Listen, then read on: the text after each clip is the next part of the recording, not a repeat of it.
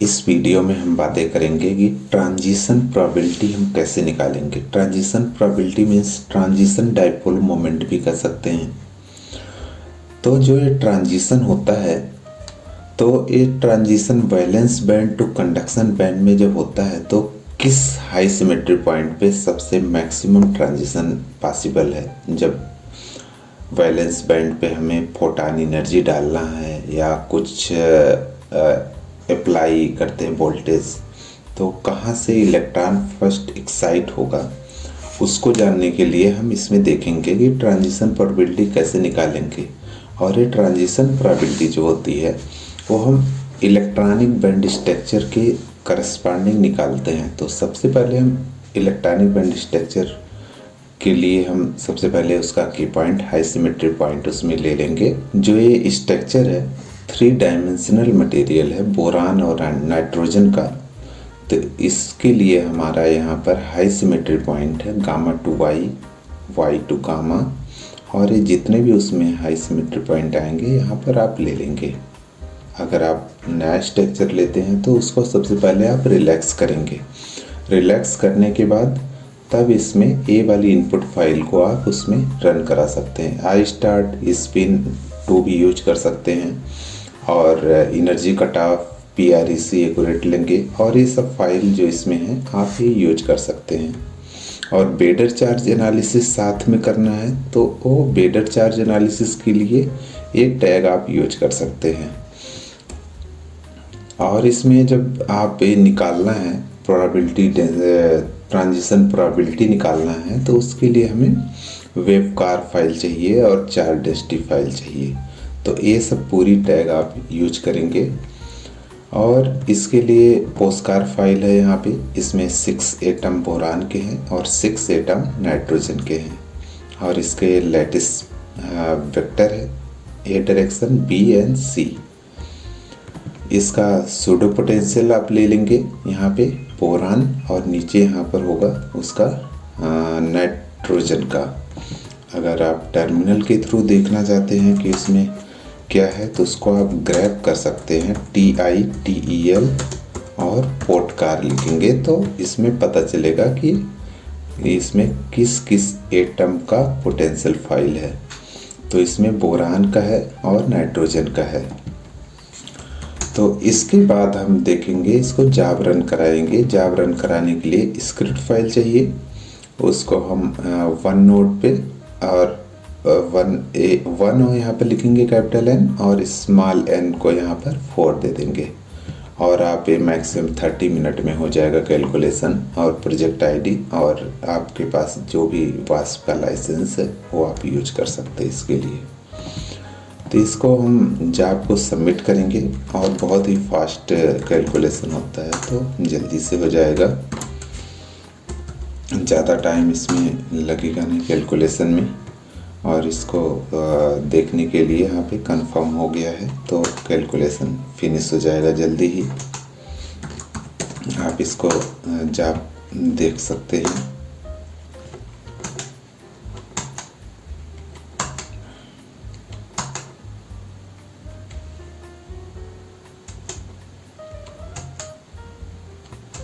अब हम देखते हैं कैलकुलेशन फिनिश हो गया है। जैसे यहाँ पर आउटकार फाइल को आप ओपन करेंगे तो यहाँ पर जॉब यहाँ पर डन हो गया है। लास्ट में जो यहाँ पर SPD टोटल चार्जेस कितने होते हैं वो, और यहाँ पर इसका टोटल एनर्जी यहाँ पर है, और एनर्जी विदाउट इंट्रॉपी, और यहाँ पर ये वैल्यू है। तो अब इसके बाद हम क्या करेंगे, बैंड स्ट्रक्चर यहाँ पर सब जनरेट हो गया। अगर आपको बेडर चार्ज जैसे निकालना है तो बेडर चार्ज निकालने के लिए आपको ये 3 फाइल यहाँ पर होनी चाहिए। जैसे फर्स्ट के 3 फाइल आपको होने चाहिए। उसके बाद यहाँ पर आप देख रहे हैं कि प्रोकार फाइल जनरेट हुआ है, वो भी ज़रूरी यहाँ पर है जब आपको प्रोजेक्टेड बैंड स्ट्रक्चर निकालना है। अभी तो इसके लिए ज़रूरत नहीं है। वेवकार फाइल जनरेट हुआ यहाँ पे। तो बेहतर चार्ज एनालिसिस के लिए हम सबसे पहले इससे हम कैलकुलेट करेंगे। तो बेटर चार्ज एनालिसिस के लिए यहाँ पर एक रीडमी फाइल यहाँ पर यूज करेंगे। तो इसके लिए हम यहाँ पर इसको फर्स्ट कमांड को रन कराएंगे। आप VTST टूल यूज करेंगे, उसमें सब यहाँ पर जितने भी स्क्रिप्ट फाइल उसके हैं सब यहाँ पर मिलेंगे। तो इसको आप यहाँ से रन कराएंगे तो नया एक फाइल जनरेट करके देगा 4 सम करके यहाँ पे। उसके बाद सेकंड यहाँ पर कमांड रन कराएंगे बेडर एग्जीक्यूटेबल फाइल से, तो उसके बाद यहाँ पर 3 न्यू फाइल देगा जो डेट फाइल जनरेट करता है। तो डेट फाइल यहाँ पर आपको जनरेट करके दे देगा। जैसे यहाँ पर देखिए, यहाँ पर acf.dat, avf.dat और bcf.dat। तो हमें बेडर चार्ज एनालिसिस में हम क्या करते हैं कि जो हमारा कोई भी 2D मटेरियल है, 3D मटेरियल है या कोई भी किसी भी टाइप के मटेरियल हैं, तो उसमें जब बॉन्डिंग होती है तो बॉन्डिंग होते समय इसमें एक एटम ट्रांसफ़र करता है इलेक्ट्रॉन और दूसरा क्या करता है, उसको एक्सेप्ट करता है।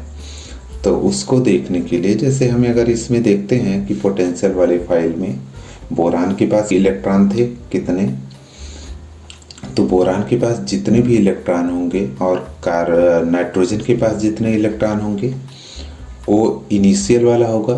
जब हम कैलकुलेशन करते हैं तो क्या होता है, चार्ज रीडिस्ट्रीब्यूट होता है पूरे मटेरियल्स में बॉन्डिंग के थ्रू। तो जैसे यहाँ पे हम ग्रैफ करके देख सकते हैं, ग्रैफ ZVAL पॉडकार फाइल यहाँ पर आप देख रहे हैं कि, और लेस करके हम देख सकते हैं पोस्कार फाइल। तो पोस्कार में फर्स्ट बोरान है, तो बोरान का यहाँ पर उसमें 3 इलेक्ट्रॉन है और नाइट्रोजन में 5 इलेक्ट्रॉन है। तो फर्स्ट बोरान का है और सेकंड नाइट्रोजन का है। तो अब यहाँ पर जो हमें बेडर चार्ज देखना है, acf.dat वाली फाइल को आप ओपन करेंगे तो स्टार्टिंग का 6 एटम यहाँ पर बोरान का है।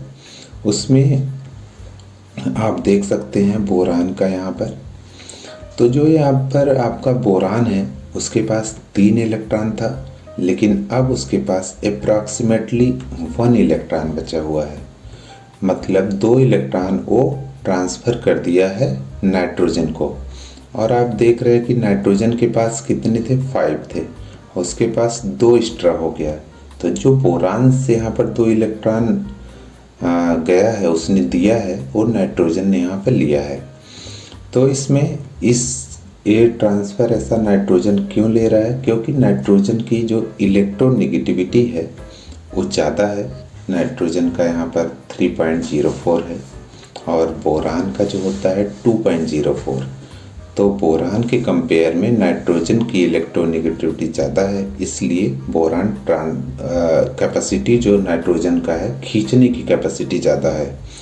तो नाइट्रोजन इलेक्ट्रॉन को ले रहा है और बोरान ईजिली दे सकता है बिकॉज ऑफ इलेक्ट्रोनेगेटिविटी।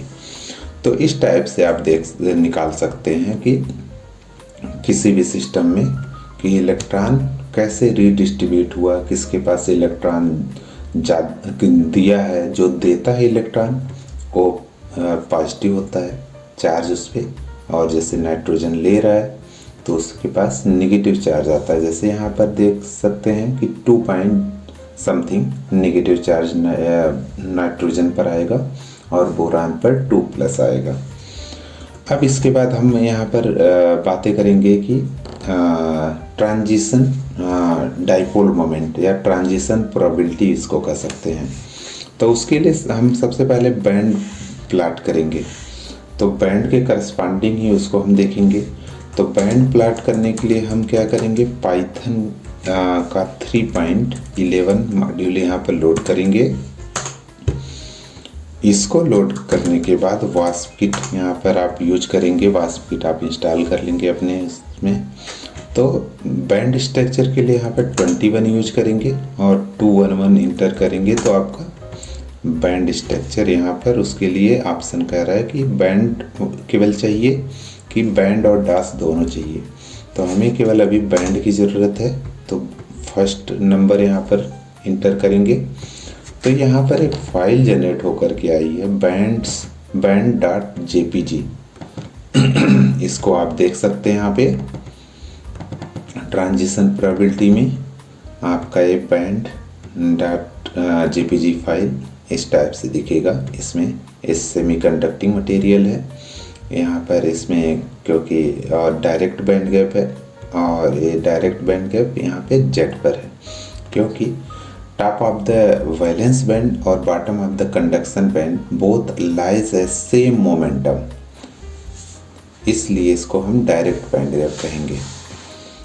अब इसके करस्पॉन्डिंग हम देखेंगे कि वैलेंस बैंड से कंडक्शन बैंड यहाँ पर जो है कि इलेक्ट्रॉन ट्रांजिशन फर्स्ट कहाँ से होगा, जेड पे होगा, आर पर होगा, टी पर, यू पर, कहाँ पर होगा, वो हम ट्रांजिशन प्रोबेबिलिटी कैलकुलेशन करेंगे, उसके बेस पे हमें पता चलेगा। तो उसके लिए यहाँ पर एक फाइल जनरेट होती है प्लॉट डॉट इन। तो प्लॉट डॉट इन हम इसमें थोड़ा चेंजेस करेंगे। ये जनरेट होता है जब आप पाइथन लोड करेंगे, फिर वास्पकिट रन कराते हैं बैंड के लिए, तब जनरेट होता है। तो उसके लिए यहाँ पर y का वैल्यू हम चेंज करते हैं। तो जो ट्रांजिशन प्रोबेबिलिटी होती है हमेशा पॉजिटिव वैल्यू होती है, तो इसको चेंज करके यहाँ पर 100 यहाँ पर इसको रखते हैं। अगर कुछ चेंजेस होगा तो फिर हम इसको चेंज कर सकते हैं। तो ट्रांजिशन प्रोबेबिलिटी के लिए यहाँ पर फिर से वास्पकिट यूज करेंगे। यहाँ पे वास्पकिट का नंबर यहाँ पर आप इंटर करेंगे यहाँ पर। उसके बाद उसके लिए हम यहाँ पर ऑप्टिकल प्रॉपर्टी में जाते हैं, क्योंकि हमें यहाँ पर ऑप्टिकल ट्रांजिशन ही होता है। यहाँ पे फोटॉन एनर्जी डालेंगे या कोई भी टाइप का लाइट डालेंगे तो वहाँ पर होता है। 71 यहाँ पर इंटर करेंगे, और यहाँ पर आप देख सकते हैं कि वेवकार वाली फाइल से हम transition dipole moment means transition probability हम निकाल सकते हैं। तो 713 यहाँ पर इंटर करेंगे, और ये कैलकुलेशन जो है आप सिंपल डीएफटी मेथड है, तो आप इसको यूज करेंगे 1 के बाद यहाँ पर हम इसमें पूछ रहा है कि किस बैंड के बीच में ट्रांजिशन प्रोबेबिलिटी आपको देखनी है। अगर सभी दो बैंड के बीच जनरली देखते हैं कि वैलेंस बैंड का कौन सा बैंड लाइन है और कंडक्शन बैंड का बॉटम वाला कौन सा लाइन है। तो इसको जानने के लिए हम इसको बंद करेंगे। तो वास्पकिट का हम यूज करेंगे 911, जिससे हमें बैंड गैप पता चलेगा और उसमें वैलेंस बैंड और कंडक्शन बैंड की लाइन पता चलेगी। तो जैसे यहाँ पर band index of valence band VBM and CBM 24 and 25 है, मीन्स यहाँ पर जो ट्रांजिशन होगा 24 बैंड लाइन से 25 पर होगा, और इसका यहाँ पर डायरेक्ट बैंड गैप है 0.5। तो यहाँ पर हम यूज करेंगे जो यहाँ पर पूछ रहा था 24 और 25। तो फिर से आप वास्पकिट यूज करेंगे और 713 इंटर करेंगे और 1, और उसके बाद यहाँ पर बैंड का इंडेक्स 24 स्पेस 25। इसको जैसे इंटर करेंगे तो आपका यहाँ पर ट्रांजिशन प्रोबेबिलिटी जनरेट करके दे देगा। ट्रांजिशन प्रोबेबिलिटी यहाँ पर TDM का करता है। यहाँ पे y एक्सिस में थोड़ी सी वैल्यू और ज़्यादा होनी चाहिए, तो इसको थोड़ा हम इंक्रीज करेंगे। इसको हम कर देते 140 कर देते। 140 करने के बाद हम इसको फिर से एक बार रन कराएंगे। सेम स्टेप यूज करेंगे 713 फर्स्ट यूज करेंगे और 24 to 25 ट्रांजिशन देखना है। अब अगेन जनरेट हो गया यहाँ पे ट्रांजिशन प्रोबेबिलिटी वाली फाइल। अब सही है डेटा, और यहाँ पर आप देख सकते हैं एक्स एक्सिस पे हाई सिमेट्री पॉइंट ले रहा है यहाँ पे, जो बैंड स्ट्रक्चर में सेम था। तो यहाँ पे बैंड स्ट्रक्चर और सेकंड फाइल यहाँ पर transition probability means transition dipole moment. यहाँ पर देखेंगे कि जो हाई सिमेट्री पॉइंट बैंड में है वही यहाँ पर है। अब ये दोनों को मर्ज करना है एक में, तो टॉप पर हम बैंड को रख देते हैं और बॉटम पे ट्रांजिशन प्रोबेबिलिटी। तो ये दोनों को मर्ज करने के लिए एक पाइथन का स्क्रिप्ट यहाँ पर यूज करेंगे हम। तो पाइथन का स्क्रिप्ट यहाँ पर है बैंड। तो इसको यूज करने के लिए हम इसमें से एक फाइल ले लेंगे ट्रांजिशन प्रोबेबिलिटी दोनों को मर्ज करने के लिए इसको इसमें पेस्ट कर देंगे। तो कुछ भी नाम इसका रख सकते हैं, बैंड TMD या .py, लास्ट में py आपको लिखना है। तो इसके लिए यहाँ पर कुछ फाइलें जनरेट हुई हैं, जैसे रीफॉर्मेटेड बैंड वाली फाइल यूज करेगा और tdm.dat वाली फाइल, ये दोनों फाइल को यूज करके एक मर्ज फाइल बनाएगा ये। तो यहाँ पर एक dat फाइल यूज किया है और हाई सिमेट्री पॉइंट वो ले लेगा यहाँ से। एक फाइल यहाँ पर के लेबल्स वाली फाइल जनरेट हुई है, तो के लेबल्स वाली फाइल यहाँ पर है जहाँ से वो ले लेगा, उसको रीड कर लेगा। उसके बाद जैसे यहाँ पर प्लॉट वाली फाइल देखते हैं, तो उसके लिए सब तो कुछ डिफ़ॉल्ट वैल्यू है जिसको आप चेंज नहीं करेंगे। और यहाँ पर tdm.dat वाली फाइल ले लेगी यहाँ पे। और जो यहाँ पर ट्रांजिशन प्रोबेबिलिटी वाली डेटा हम यहाँ पर plot.in में हम इंटर किए थे 140, 0 to 140, आप सेम वही लेंगे, उसमें कोई चेंजेस नहीं करेंगे, 0 to 140। तो इसको आप सेम ले लेंगे इसमें। और DPI इसका कितना करना है, ज़्यादा चाहिए 600, तो आप 600 ले लेंगे। और ये किस नेम से आपको जनरेट कराना है वो आप नेम चेंज कर सकते हैं, लास्ट में PDF, PNG, JPG जो जिस फॉर्मेट में चाहिए आप वो फॉर्मेट आप यूज कर सकते हैं, लिख सकते हैं। तो इसके बाद यहाँ पर इसको हम सेव करेंगे और यहाँ पर पाइथन अब ऑलरेडी अपलोडेड है, तो उसको हम यहाँ पर यूज करेंगे। तो इसमें जनरेट तो नहीं हो रहा है, तो कुछ तो दिक्कतें हो रही है। तो इसके लिए हम नया एक टर्मिनल यूज करेंगे। उस टर्मिनल में पाइथन लोड करेंगे, पाइथन का 3.10 EVN SCP यूज कर लेंगे और सेम आप यूज करेंगे पाइथन। और बैंड वाली स्क्रिप्ट नाम है इसमें, तो इसको जैसे इंटर करेंगे आपका वो फाइल जनरेट हो जाएगी। में से पाइथन जो भी पाइथन कोड लिखा जाता है वो पर्टिकुलर पाइथन वर्जन के लिए है, तो पाइथन कोड 3.10 वर्जन के लिए है, तो आप इसको आप ध्यान देंगे। तो यहाँ पर एक फाइल PDF जनरेट हुई है, तो इसको आप देख सकते हैं ट्रांजिशन प्रोबेबिलिटी कैसे है यहाँ पे। तो इसके लिए जैसे यहाँ पर है ट्रांजिशन, आप देख रहे हैं कि जहाँ पर मैक्सिमम पीक है वहाँ पर ज़्यादा यहाँ पर ट्रांजिशन होगा। जैसे यहाँ पर Z to T के बीच में यहाँ पर ट्रांजिशन ज़्यादा होगा। यहाँ पर इस पॉइंट से लेकर के इस पॉइंट पे, इस बैंड लाइन से इस बैंड लाइन, यहाँ पर क्या होगा, ट्रांजिशन मैक्सिमम होगा। और इस रेंज में भी ट्रांजिशन है T to U, और उसके आगे तक यहाँ पर इस रेंज में भी आपका ट्रांजिशन ज़्यादा होगा, valence band to conduction band.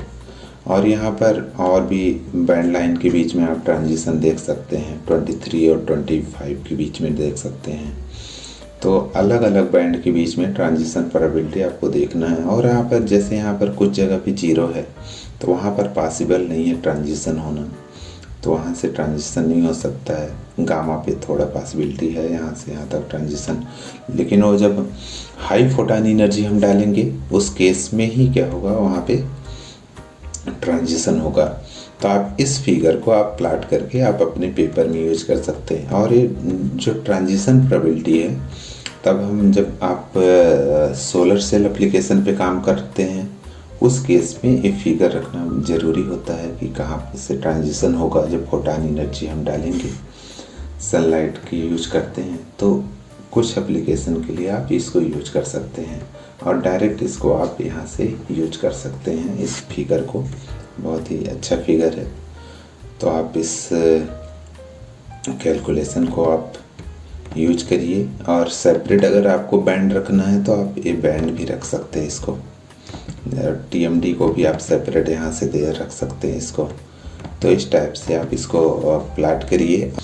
Thank you for the watching. और अगर किसी भी नए प्रॉपर्टी जानना है, नए प्रॉपर्टी में इंटरेस्टेड हैं, तो आप कमेंट में ज़रूर लिखिए और वीडियो देखिए। Thank you for the watching.